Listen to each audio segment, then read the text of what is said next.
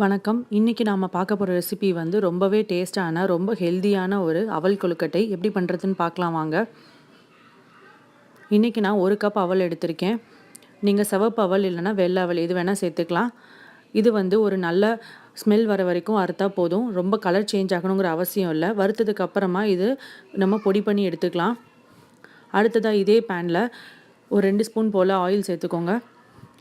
கடுகு உளுந்தம்பருப்பு 1 ஸ்பூன், அப்புறம் ஒரு 1/2 ஸ்பூன் ஜீரகம்,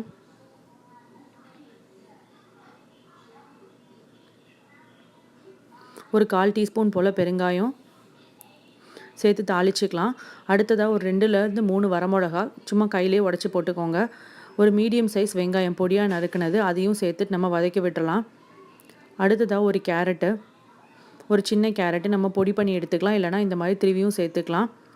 1 கப் போல் தண்ணி விட்டுட்டு இந்த கேரட் நல்லா வேகட்டும். உப்பு கொஞ்சம் சேர்த்துக்கோங்க. க்ளோஸ் பண்ணிவிட்டு ஒரு 2 நிமிஷம் இந்த கேரட் வேகட்டும்.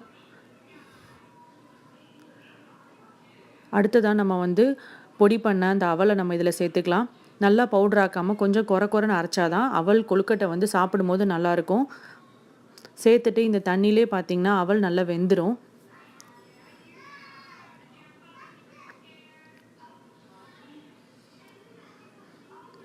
நல்லா கிளறி விட்டுருங்க.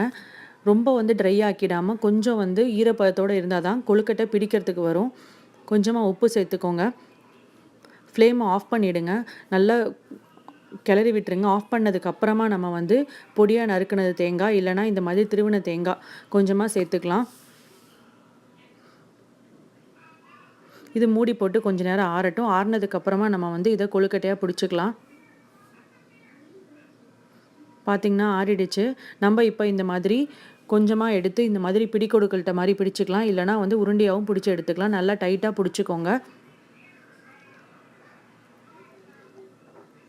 ஏற்கனவே அவல் வந்து வெந்துருச்சு அப்படிங்கிறதுனால இட்லி கொப்பரையில் வந்து ரொம்ப நேரம் வேக வைக்க வேண்டாம். ரொம்ப நேரம் வெந்துருச்சு அப்படின்னா கொழுக்கட்டையெல்லாம் உடஞ்சி போயிடும். சும்மா ஒரு 2 நிமிஷம் மூடி போட்டு வெந்தால் போதும். அவல் வந்து ரொம்பவே உடம்புக்கு ரொம்ப நல்லது. அவலில் வந்து அயன் இருக்குது, விட்டமின்ஸ் இருக்குது. It is a very good source of carbohydrates also. கண்டிப்பாக குழந்தைங்களுக்கு செஞ்சு கொடுங்க.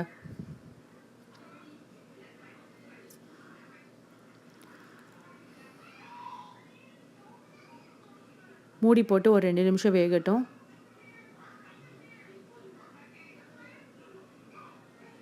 ரெண்டு நிமிஷம் போல் ஆயிடுச்சு. பார்த்திங்கன்னா ரொம்பவே சூப்பரான ஒரு அவல் கொழுக்கட்டை தயாராகிடுச்சு. இது இப்போ நம்ம சர்வ் பண்ணலாம். ட்ரை பண்ணி பாருங்கள். ரொம்பவே ஈஸியான ஒரு ரெசிபி. ஜஸ்ட் ஒரு 15-20 மினிட்ஸில் நம்ம செஞ்சு கொடுத்துடலாம். ட்ரை பண்ணி பார்த்து எப்படி வந்துச்சு அப்படிங்கிறத கமெண்ட்ஸில் சொல்லுங்கள். இந்த வீடியோ பிடிச்சிருந்துச்சுன்னா லைக் பண்ணுங்கள், ஷேர் பண்ணுங்கள். தேங்க்யூ.